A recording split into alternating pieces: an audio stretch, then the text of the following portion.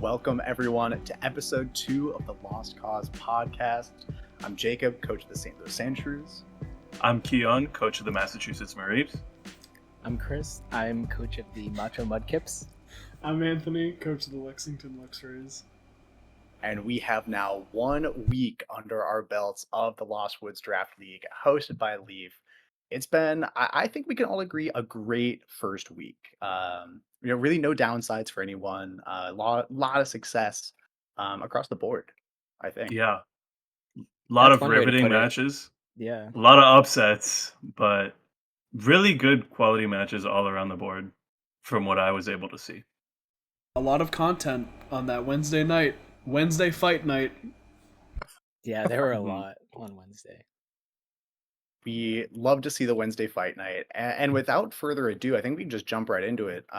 Gonna start, just kick it off, going through our matches for week 1, or at the very least, looking at the teams and talking a little bit about them.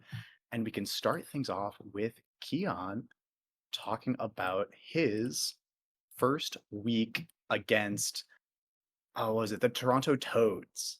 It's AJ's team name. Yeah, this was a really good match.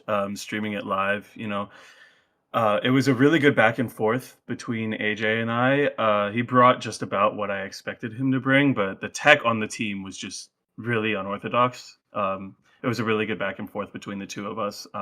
Two of the things that stuck out to me was the Dusclops set, opting for Haze to shut down like my competitive and potential setup. Disable to kind of maneuver around possibly like choice mons, which I did have. And there was a play, I believe, game 2 that was made where he went for, I think it was like he protected his Hydreigon and then disabled my Terra Fairy Terra Blast. And then I just kind of had nothing to hit the Hydreigon. And it was just like really good quality plays between that and the Porygon Z that has still left me shattered like a week after the set. The Hyper Beam Okoing my Electros even through the Terra Steel, which admittedly I should have calced better for. Yeah, this entire set was just really, really like a really good back and forth, and it also taught me that like I really need to be more precise in EVing my Pokemon. Big thing that I wanted to go for was speed tiers, and having an Empoleon that outsped everything on the team felt really good into the matchup. Frisk Dusclops kind of removed the surprise factor of that, but it didn't air out that I could still hit everything faster unless Trick Room got up. Another thing that I really liked about my team is the kind of game 1 plan I had to completely de-incentivize Gyarados from coming onto the field. I figured it was going to be a lead into all of these physical threats that I had, so I went with my Clear Amulet Electros and Empoleon, and then I just got competitive, and then no drawback. It did get hazed after, but just kind of being able to negate one of the strongest abilities in the game is, I think, a really strong niche of draft. Like, being able to pick things that work against the strongest abilities, moves, and doubles. I also, a little bit off topic, I just watched the set between the Rambunctious Reggies and the Ruthless Raichus, in which John, coach of the Rambunctious Reggies, led his Incineroar into a Terra Ghost competitive Kilowatt roll and a Covert Cloak Ninetales. And so just being able to completely shut down like one of the most threatening VGC Pokemon with its support move pool and its ability is something super valuable, and it's starting to show in the creativity from myself and other team builders in this draft league. But yeah, I was really proud of what I ended up coming up with, and I think AJ did a great job in sort of counter teaming me. There was a lot of stuff that didn't even come to light. There was the Sunny Day Gyarados with Solar Beam Porygon Z to counter my Sand mode, which admittedly was not necessary. One of the things that I was a bit curious about, I was really scared of Brick Break going into this matchup because Hariyama and Dusclops can carry that pretty consistently. Thankfully didn't see it, but it didn't really matter because Hyper Beam wins those anyways. But that was our matchup. Beware of auto crit Hydreigon and Hyper Beam specs Porygon-Z, because I don't know how anyone in this lower power format is going to have a matchup into that. Yeah, I think because I thankfully got to watch Kian your set live, and that was easily one of my favorite matches of the week. Yeah, I think it was the first match of the week also, Yeah. but I think it set such a great tone because I think you got to see two really cool pieces of draft. Is that talked about AJ's team, just very very good stuffs. I think AJ really did. I think he, of course, laid it all out on the line to get a very important win week one of a new draft league. I think he kind of revealed a lot of the things that he wants to do with his team. The scope lens focus energy Hydreigon, that's not something new to competitive Pokemon, but he's kind of already burned that idea. People will think to prepare for that. The specs Porygon Z, you can still prepare for it. I guess people just have more Ghost Terras on their teams now, so they don't get just blown up by Hyper Beam or a Terra Blast pre-Terra. The disabled Dusclops with Haze, I think he used a lot of ideas that he could have saved for later weeks. Whereas, Kian, I loved your prep to just try to counter everything that you thought he was going to counter you with. Um, and while I like the comparison talking about the prep for the ruthless Raichus into John's Incineroar. I think it's there are two different ways of going about it because any team can run Covert Cloak on one Pokemon and a Terra Ghost on another to deal with Fake Out, um, and Intimidate and things like that. Run Encore like they did on the Alola Ninetales.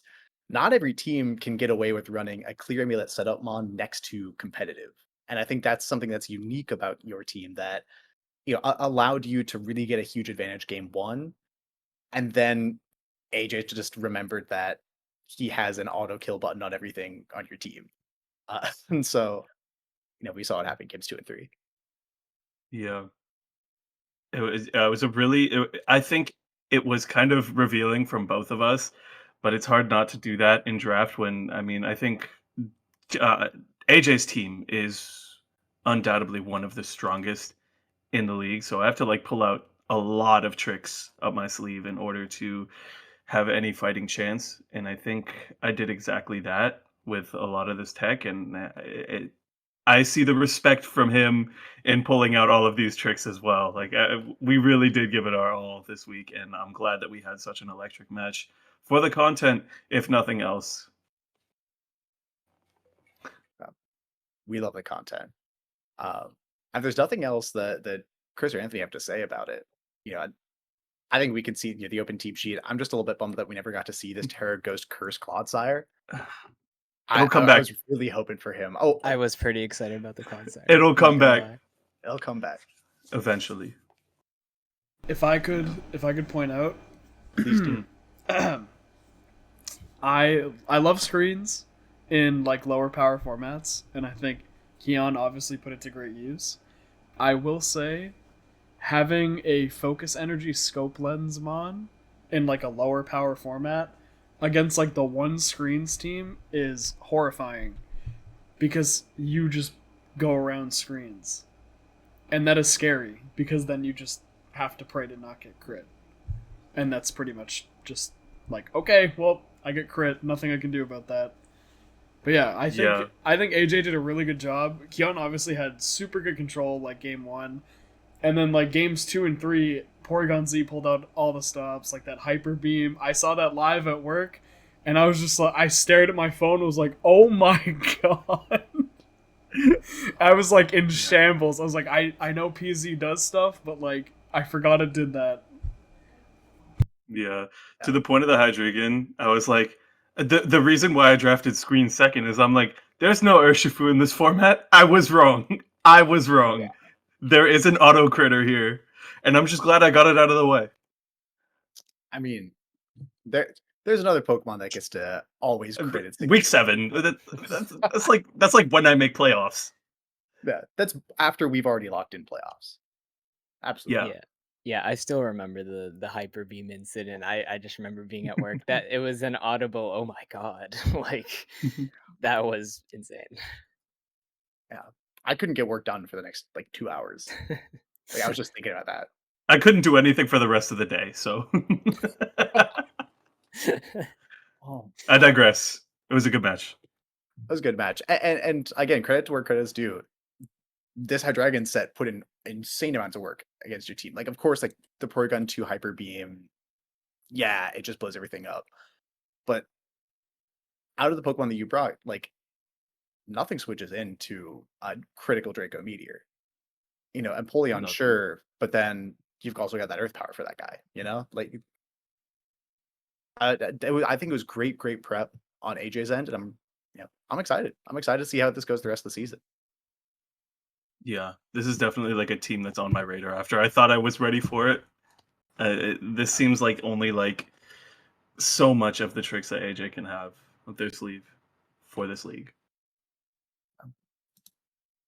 We can move on to the next set they'll talk about. Anthony, you played Charlotte in week 1. How'd that one go? So I want to give a huge shout out to Muhammad. I hope they are watching this video right now to see how wrong that their matchup tier list throughout all the weeks. I want to know and let you know that that was wrong. Pretty much. So I went into this matchup and I was like, oh, Charlotte drafted Whimsape. This is a horrible matchup for King Gambit Parish Trap. The way that Charlotte played around my team was horrifying. I did not realize until I think it was game 2 that Rotom was Choice Specs. And I was like, okay, that damage probably means Choice Specs. That's probably a trick set. But the main issue that I was honing in on was pretty much Follow Me Magmortar, because that really debilitates King Gambit, as well as the Overquill and obviously Annihilate and Whimsicott. They played extremely well, and I didn't even think of like a wall for Overquill. I was more focused on, okay, Overquill really hurts my team, including both Primarina and Rotom-Mow, as well as like Intimidate on Staraptor. That means it can't pick up crucial KOs. So pretty much what I focused on was my original plan. I was like, okay, Parish Trap's gonna be good. I just have to play around this archetype that I know how to play very well. Add King Gambit on there, and then sprinkle a little shredded cheese on top of that. And I was like, okay. I went into the match. I actually streamed my match. I don't believe I've uploaded the replays to the replay channel. To say that Gardevoir and Overquill gave me a hard time is a complete understatement. Charlotte played perfectly around my Primarina Gothitelle, and I will admit, I forgot Primarina didn't have a fairy move. So it's like, okay, I pretty much just have 2 water-type moves and Parasong. But I digress. My main issue was thinking that Whimsicott had beat up, and I was very scared of that, because Rage Fist does a lot to all of my Pokemon, including my Rotom-Mow, which is, I believe it was max HP and 100 something defense. But I would like to note that this is not a normal Rotom-Mow set. I actually calced this for both Magmortar, Annihilate, and actually Overquill, and I gave it Bright Powder. And this little devilish lawnmower was actually my saving grace in my entire set. It ended up burning, I believe it was Overquill in game 2 and 3, setting up a Reflect turn 3. I actually enjoyed Hex to get residual on like Whimsicott, Annihilate. I believe Gardevoir took 75 to 80% from a unboosted Hex, and then just Volt Switch for Pivot. And my initial plan was to burn Annihilate. But Charlotte had Terra Fire, so this obviously became a huge problem. I was like, okay, I can't reliably burn Annihilate. And this is one of my hardest matchups, like, by far.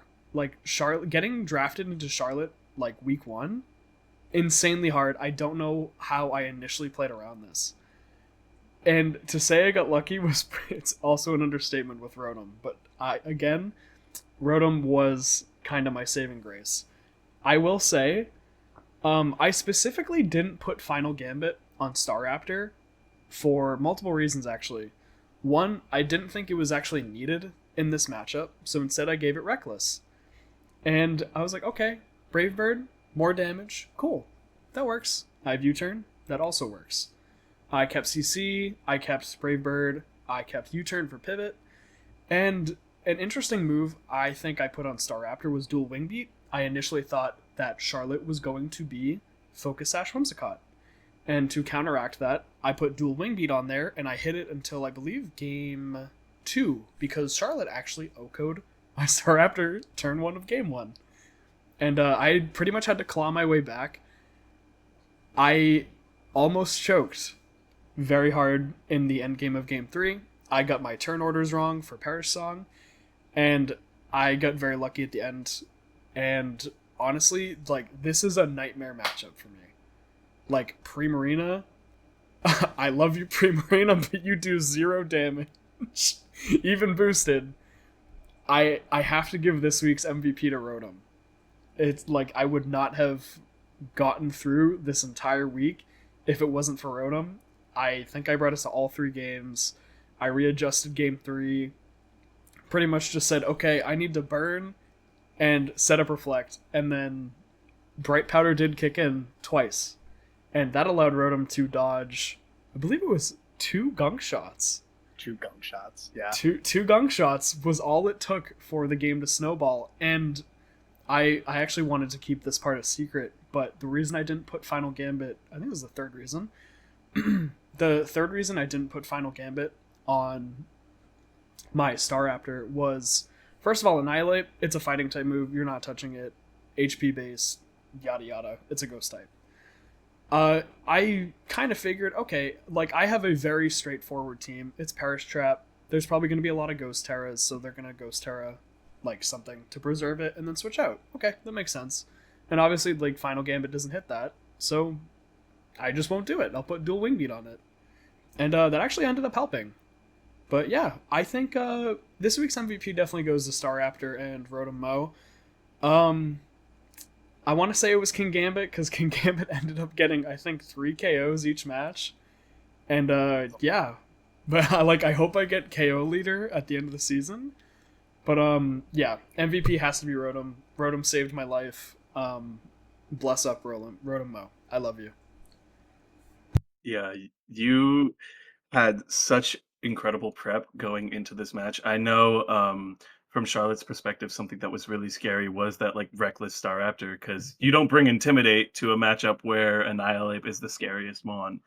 So opting for that and, like, super powerful, in theory, first hitting Brave Birds is just monstrous. And I think everything else feels like just about, like, orthodox sets, and then you get to the Rotom. And the Rotom is, like, the absolute curveball. The Will-O-Wisp, the Hex, like, I know Tony loves to gamble, but that was that was the I'm a pick of all gambling time.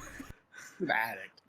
I think, yeah, you look at your team and you can kind of expect what's going to happen with it, with, like, the Perish Trap mode, with the super fast Staraptor, but being able to have that kind of, like, out there pick is, like, a complete counter pick to some of Charlotte's most powerful modes was really cool, and I loved watching that match in action. Yeah. This, like, we got so lucky getting Kian and Anthony's matches streamed on the same day. I was living for that content, because this was another one of my favorite sets. We got to, of course, hear a lot about Anthony's prep. I think Charlotte's prep this week was incredible. I know they got a lot of help from testing, which, as we all know, anyone who watched my video, testing's my goat. That guy, so good in draft. It's unreal. This Overquill set, I know Charlotte told me, was something that he had cooked up. Black Sludge, because you're Terra Poison, it lets you get 2 leftovers on the same team, which is so cool. You're running, I know it was pretty fast, because it was it was not faster than the Rotom, I don't believe, but it was fast enough to taunt the It was Primarina Gothitelle and Gothitelle. Primarina. Yes, it was faster than those two. So I had a little bit of speed investment. Really everything except for this gunk shot, which turns into a 70-something% accurate move after the Bright Powder. I think it all works perfect. I think the throat chop was the other thing that just shut down your entire team because after it taunted Gothitelle and throat chopped it, Gothitelle literally couldn't do anything on the field because it's all status moves, fake out, or sound moves. You can throat chop, which stops the hyper voice and the Perish song from Primarina. It's so cool. Um, I think this match really could have gone either way. I think it's so funny how hard both you, Anthony, and Charlotte kept yelling that this was your hardest matchup the entire season because Charlotte said the exact Yes. same thing. And, I do want to go on the record and say I wish you guys would believe in yourselves more. I really wish you do. This goes double for you, Anthony, because This you're right was here. so hard. This was It- so hard, dude. and you still got that dub because I was gonna say you're just better. That's a lie. But you just played well enough. No, this King Gambit was nuts though. Like everything on Charlotte's team resists the King Gambit, and you still just click Sword Stance and blew everything up. Got all the Sucker Punch turns right. Yeah, awesome. there was a point where I was just like, you know what? Let's go gambling! And then I just hit everything with like both Rotom and like Rotom and King Gambit were pretty much like the backbone of like my crux to get the victory in this because I had to reverse sweep to get the win, and that in and of itself is so hard. And seeing my Staraptor go down like turn one of like game one, I'm like, oh wow, okay, so it's this matchup. All right, that works. But yeah, like clicking Swords Dance with King Gambit and just giving it Black Glasses, Terra Dark, like max HP, and just like going from that point and getting to the point where I believe it got like 9 KOs throughout 3 games. Like that's insane. Like I only achieved that with Rotom's help and by literally gambling, and it worked out. Yeah, I mean, in addition to the inaccurate moves, like you also just got every 50-50 right. There were a million turns with this King Gambit in front of Charlotte's Annihilate. And I don't think you got any of them wrong with that every turn that Annihilate protected, you Swords Danced. Whenever the Annihilate attacked, you protected or Sucker Punched. It was so cool to watch just because there are so many mind games that had to go into this week. I think another thing to note is especially if I was in Anthony's shoes, I'd be more scared as well because Charlotte in past regulations, they have a lot of experience with Whimsape as a core. So they know what works with it. They know how to build around it. Um, like taking that into account when preparing for another team. Like they have that experience, which I think adds a little bit it's a little scary, I think. Pressure was definitely on because I knew they had experience, like with all like Whimsape, Mouseape. It was just so daunting to see Charlotte draft Annihilate. I'm not even surprised because they deserved it. It's Annihilate, but that thing is horrifying to anybody facing this specific draft team. Like, good luck. Like, that's all I have to say. Yeah, man. I mean, Charlotte said a million times, that's best girl. That's Annihilate. That Real and true. teach you that. We can Jeez. go on to the third match we're going to talk about this week, which was my set against the Island Dragons, coached by Hawk the Wanderer.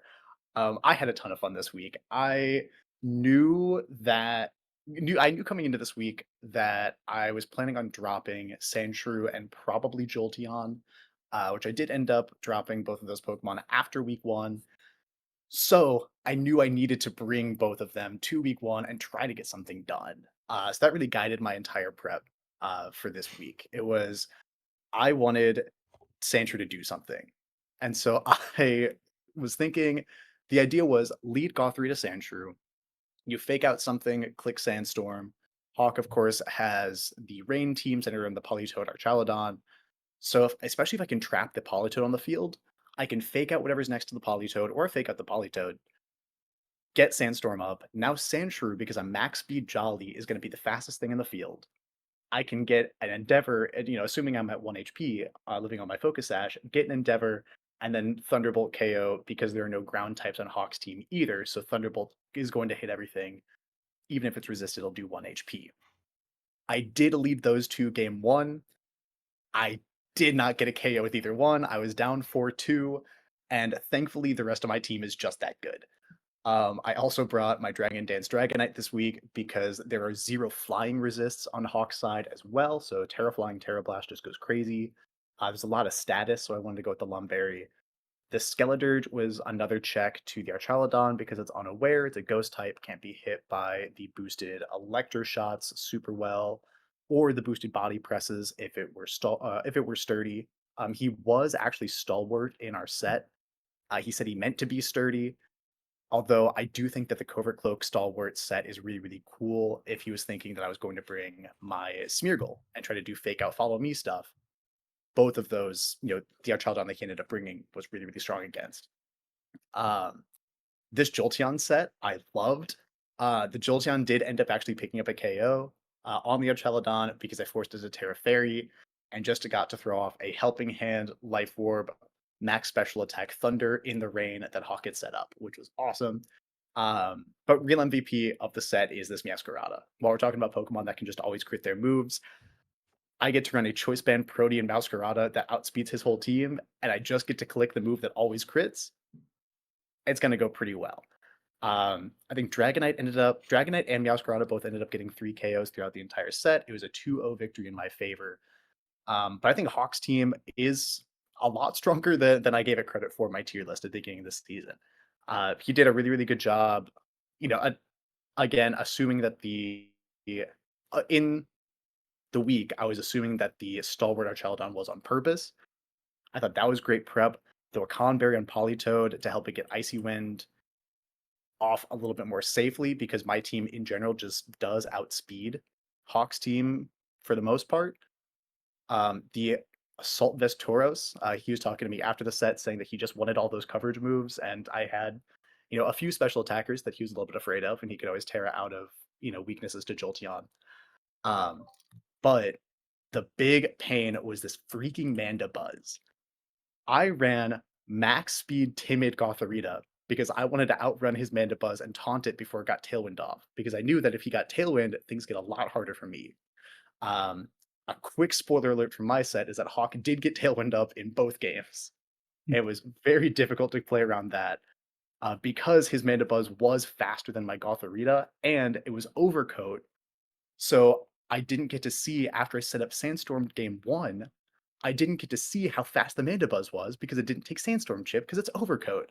There were so many cool things about this team that I just didn't really lock in on until we were in the set. Thankfully, I never had to deal with the Appleton. He didn't bring it to either game. And this Electabuzz is, it's just good Electabuzz. That Thunder is extremely scary because it never misses. It's in the rain. And I Terra Flyinged my Dragonite right in front of it. But because my Dragonite loves me, didn't get paralyzed by the Thunder, and was able to KO back with a +1 Stomping Tantrum in game 1. But yeah, overall, it definitely was spooky. I won both games with my remaining Pokemon in red health, but we made it through 2-0, and it was a good send-off. Even though Sandshrew didn't really get to do what it was intended to do, it felt like a very good send-off for the Sandshrew and the Jolteon from this team. Yeah, I think where like a lot of the matchups we've already talked about have revealed like so much of the tech that the Mons are going to like want to choose to run, like their purpose in being drafted. I feel like these sets that both of you brought to the match were really unorthodox and kind of just only gave us a preview into like how creative both of you guys can get with these teams in terms of team building, in terms of sets, in terms of counter teaming each other too. Like this is really impressive. One of the things I kind of overlooked, I guess like Hawks team in general, but the Mandibuzz here on this rain team is really cool because of like being able to run Nasty Plot Hurricane, having Overcoat for the spores and like sand that's going to be around, Foul Play to punish those setup threats that are going to be running rampant in this entire league, and just like Tailwind, very bulky, kind of undeniable. There's so much going on that Mon. Absolute sleeper. And I'm glad like Hawk is just only beginning to show how good it's going to become in this league, and I'm really looking forward to seeing what he continues to do with it. Yeah, that mana buzz was terrifying. I found out, game one, turn one, when I clicked fake out into it, that it was Rocky Helmet. And I'm like, okay, thankfully, like I don't have a ton of contact moves on my team, but even knowing the item, that the stab foul play, the stab Terra Dark foul play, if he decided to go for it, they're just, yeah, it's scary. And the fact that he was so fast. That's what I'm upset about. He was so fast with his mana buzz. Oh, I it will outsped, say. Oh, yeah, sorry. You go. You everything. go. You go. No, go ahead. I will say in past VGC formats, Mandibus has been the goat. Like, love that thing. I was so happy when Hawk drafted that. Like that thing, so bulky. It gets overcoat. It gets so many coverage moves. Like foul play, it hits both Dragonite, that hits Skeledirge, like Hurricane, that hits Meowscarada, that hits like it's such a good coverage mon. Plus it gets Tailwind. It's like, oh hey, by the way, like I have Tailwind. I have Tailwind now. But like I do like your prep for going into the I want to say like the overall Archaludon matchup because like banded Meowscarada, you can just force Terra on Archaludon and like, oh hey, I don't care if you have stamina. I have a crit move, and it's like that works. And it's like I really like that Jolteon set too with Light Screen. That's cute. I like that. Yeah, because the Jolteon and the Meowscarada are faster than his whole team, so I get to click just fast moves, either fast U-turn to pivot out. Once I found out that the Archaludon, because I clicked fake out into it game two, I found out it wasn't AV.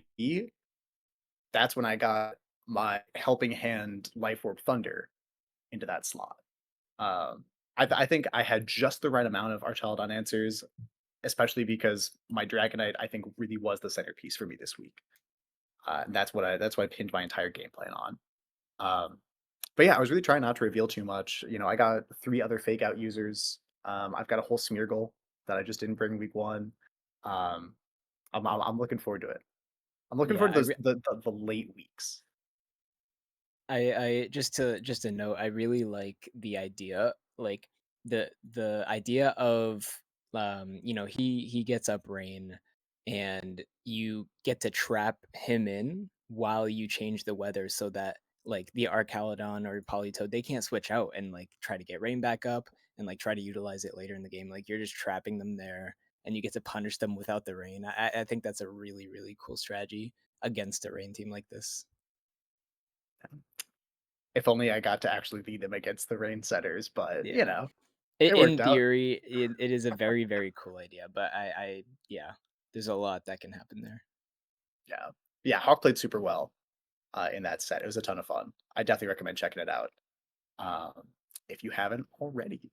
Um, and then the last matchup that we'll talk about, at least in depth, from the hosts of this show, Chris, you tell us how you fared against Curry Puff this week.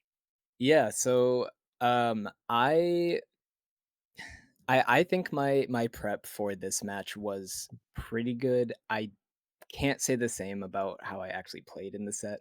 Um, I my first thought was that I didn't want to go with the rain mode. I didn't want to give Palafin free rain and just a boost and like, it can just knock everything out with Jet Punch.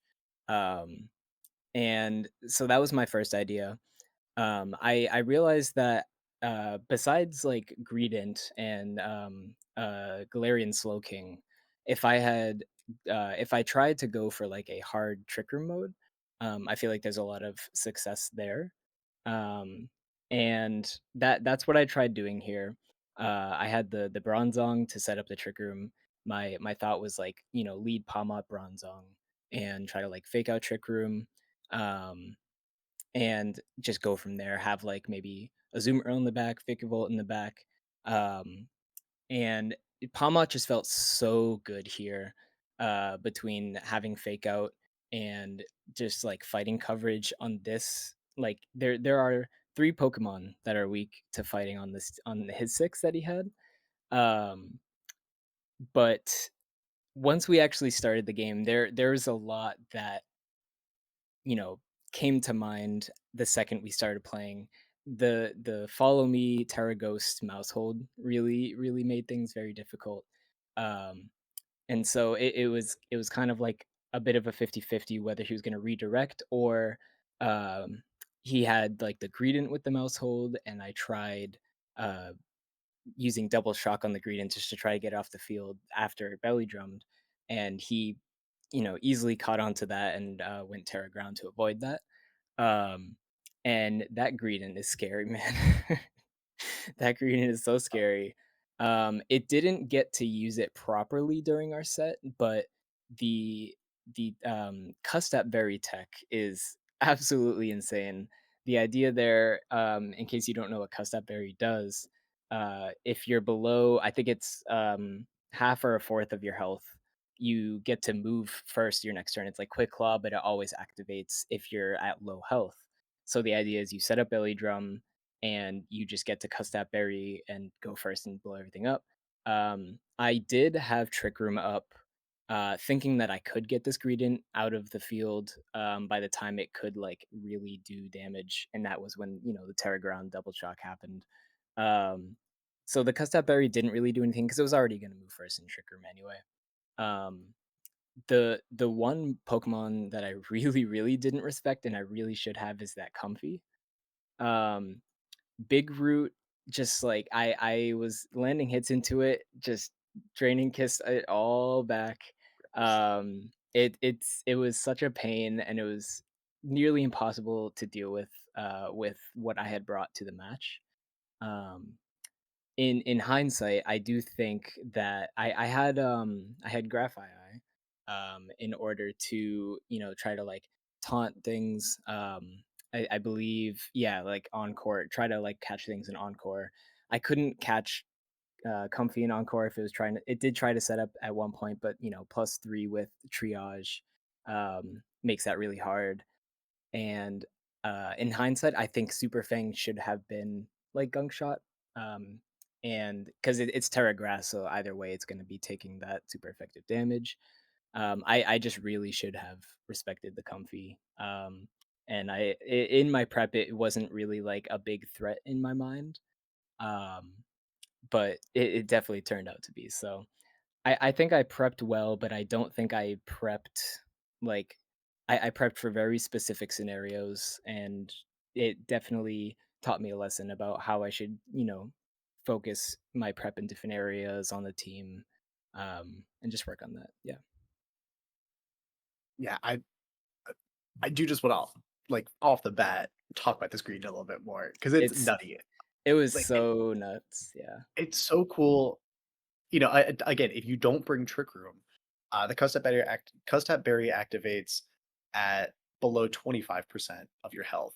But with the Gluttony ability, you get all berry activations at half health instead of 25%. that's what it was. Yeah, yeah, So, a lot of times that's a Snorlax, using Belly Drum, but having an Iapapa Berry so that it gets a third of its health back as opposed to 25% from Citrus when it drops to half health. But with the Gluttony on the Custap Berry, you don't get any extra recovery, but you do get a guaranteed one hit with your Greedent at +6.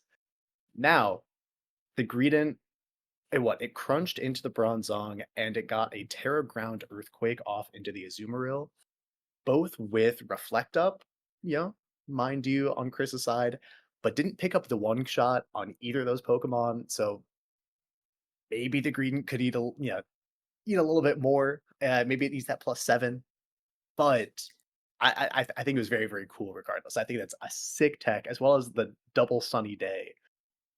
Yeah, there are yeah. no sun abusers on Kyle's side, but he said no. I'm just gonna make sure you don't have the rain, one way or another. Right. Yeah, I was gonna and that say, was. yeah. Oh, sorry. You go. You go. I would like as someone with a full Palafin on their team, having that much rain hate is really funny to me. It's like you are not getting it up. Yeah. Between that and like the taunt, yeah, Calm Mind Comfey is really cool in this format. I think it's going to be an issue, especially with Big Root Draining Kiss. Ugh, Yeah, I don't because even want to think about that. you can't taunt that guy Like he's gonna get past a prankster taunt. He's gonna get to switch around his moves and just yeah, the combination of Drain and Kiss and Giga Drain was so powerful. I if I'm correct, I believe the Comfy did get the most knockouts in the match, or at least did the most So damage. It was pretty crazy, and I absolutely should have prepped for it better. But yeah, it honestly felt a little bit like the Palafin was kind of almost like a bait to focus away from the rain mode, and since he probably thought that exactly what I thought. I didn't want to give Palafin free reign, so he wanted to kind of capitalize on that. Um, and yeah, that just another thing is that Greedent was so bulky. Even it took what was it? It was the Terra Ground Greedent. I think took like 20%, 25%. No, it was 20% from a Palmot close combat. It was absolutely insane. I will Um, say after this, sorry to interrupt. I was talking to Kyle or Curry a few days ago. The Greedent tech was on purpose, which I was like, what? And like the whole reason for like Greedent to pretty much like exist, I guess, like full bulk, max H, probably max HP. I want to guess. Like getting that belly drum off, super important. Cuss step didn't matter in the situation, but I actually asked what was the reasoning for Greedent. Apparently, it was just like bait for Palafin, because obviously, like Life Orb, Jet Punch, and Hero form, especially in a lower power format, is gonna do wonders. Like that wipes 90% of the teams in this entire draft just because of how powerful it is. But apparently, like Greedent's only purpose was just to like, oh hey, you have like 50% health. Now I can just jet punch or wave crash you. And I thought that was like a super cool tech that Kyle had. yeah, it's funny because that is definitely not how it played out. But I like yeah, because the Palafin I was able to take care of. I caught it on a switch in with Palmot.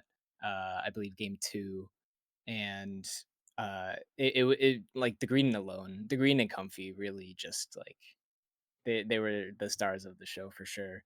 Um, all this also to say, I was not playing, well. There were many misplays that were made, but it's still a absolutely great team.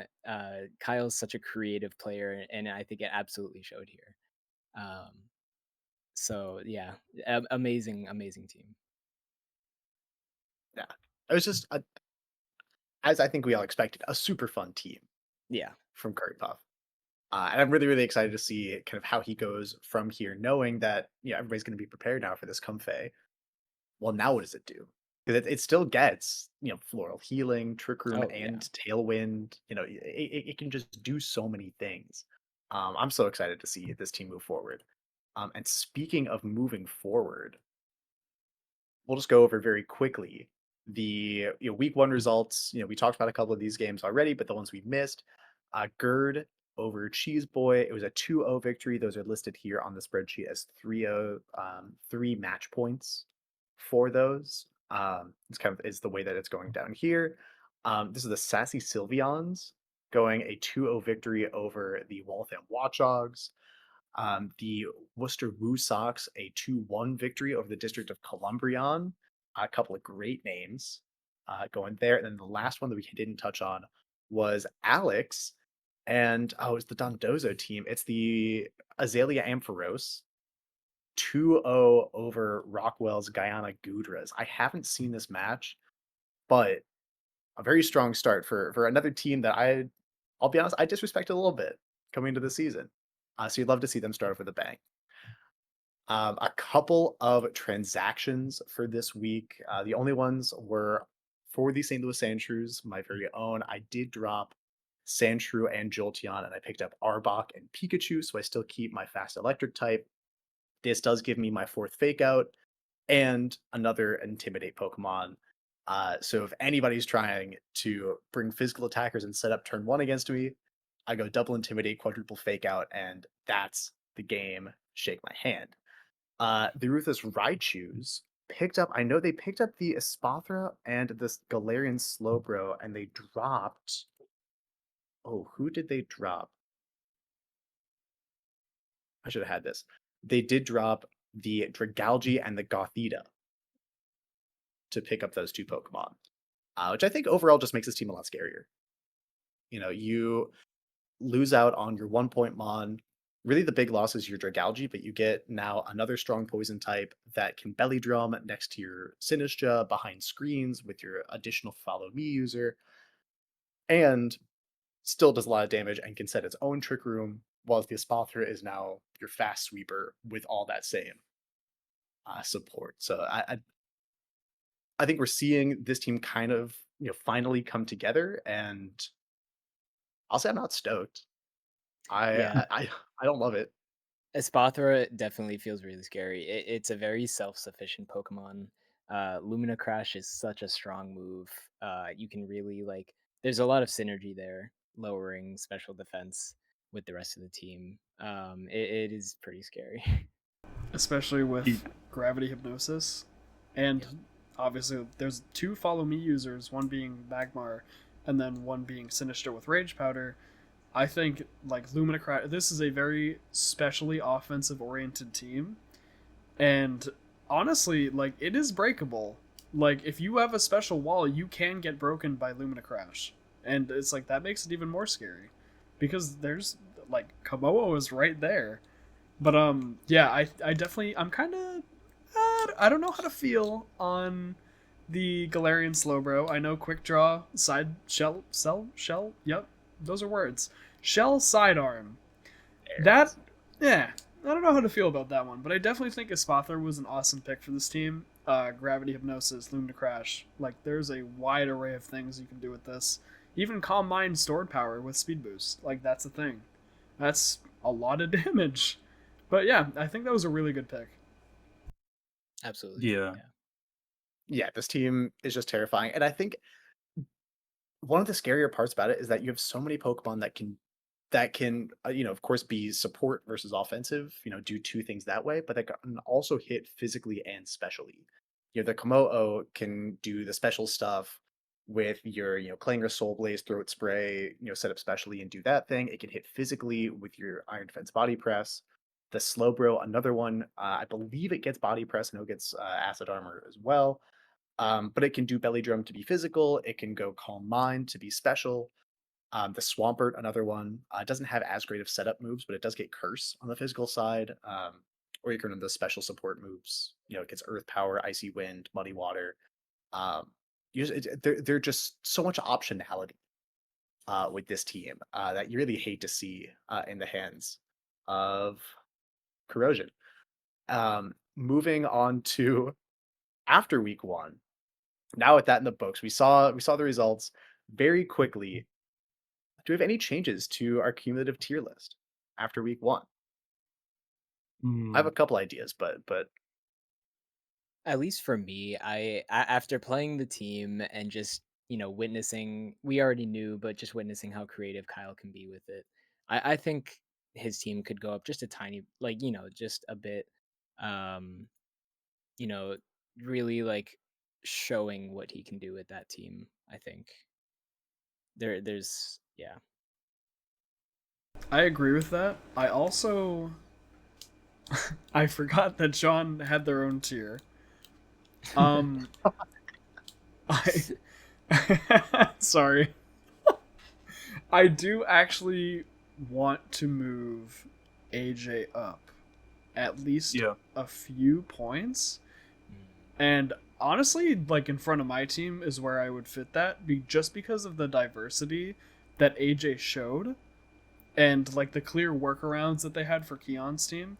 I think that deserves a little bump up, a little high A tier, like A plus. I think like the Yeah. versatility with that team was one of the most unprecedented that we saw throughout the entire week. Obviously, Charlotte had awesome like workarounds for my team, and the same thing with AJ. They both had that flexibility that made their opponents really work, and it was hard. Like it was a hard best of three. and I think AJ gets a little bump. Yeah, as someone who witnessed how like I thought I had AJ's team figured out, and seeing how adaptable it was, pun intended, I think like it's very, very okay to move that up to top of A. Another thing, I hate that I'm saying this, but the Ruthless Raichus having that much of an upset going against the Rambunctious Reggies, I would be comfortable putting that in low A because it also showed me just how strong this core can be, and it's going to get even stronger with all these transactions that are made. Like it's just those matches were just previews into how crazy these teams can get. And so I literally just moved that up to like bottom of A at the very least. Corrosion did a great job. Yeah, I fully agree. Those were going to be the two that I had are have already been said. The Ruthless Raichus, I think, do move up into A tier. Very strong week one, but those two transactions, I think the Espathra and the Galarian Slowbro, I love both of those pickups. So I think move them up, and I do like the Cycling Cyclizars at the very least getting up into the bottom of B tier. I think there's a case to be made to even leapfrog the team that they beat, but you know Who's to I say? Who's to say? I don't think there are really any. At least I don't think anybody drops after week one. No, Yeah. definitely No, not. I I don't think think so. everyone's in like a super comfortable position. No. Yeah, I And think the it's the thing is first like week. it really showed how these teams could shine. Everyone brought their best. Just some of those people's best was like way better than we had like initially predicted. So I'm okay with Oh just yeah. making some moves up for now. We'll see what happens after week 2. Maybe after week two, we'll see what happens with the rambunctious Reggies if they still deserve their own tier. I still am comfortable keeping John in his own tier, Yeah, though. I'm still very, very comfortable keeping him there. Unprecedented. They are still Yeah, there. yeah, yeah. it's my favorite tier. Okay, so a couple of shakeups, and then real quick, just before we get out of here, Mhm. looking at the schedule ahead in week two. Any matchups you all are excited about? Can I Mm, raise my hand for this one? go Just say ahead. it. Muhammad, another shout out to you. Yet incorrectly pointing this out.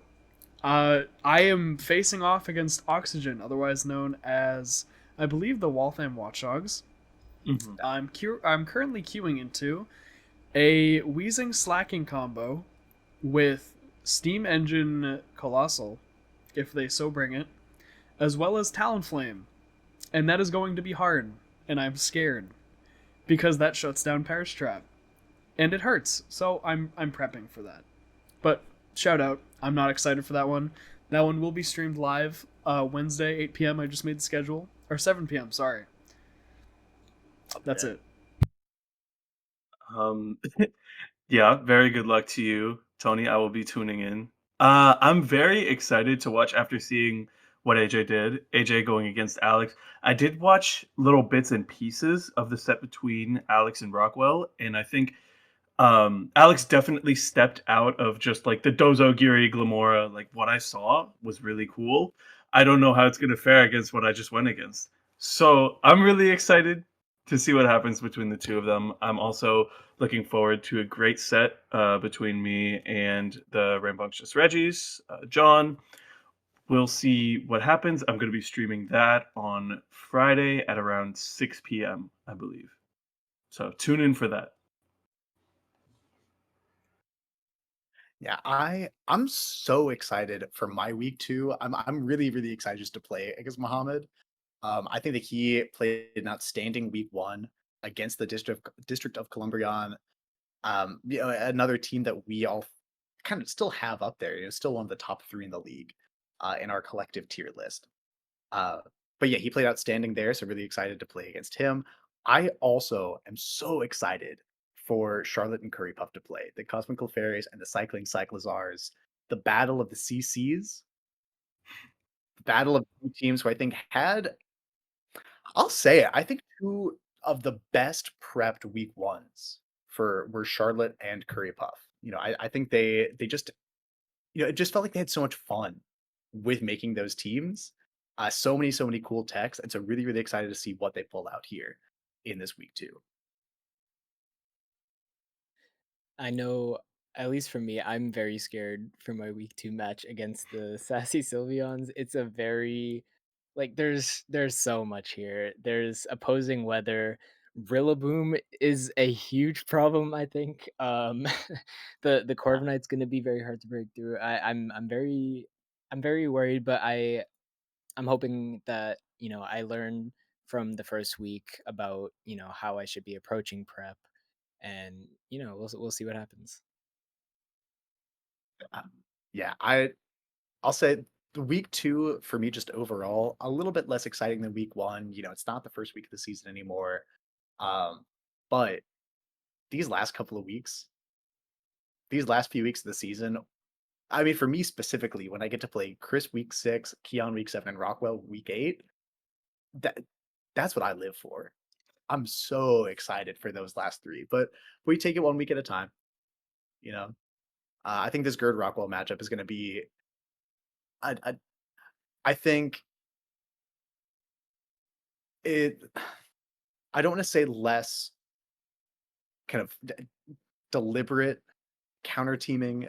Yeah, I guess not in the same way that Charlotte and Curry Puff had such great counter attacks for their opponents.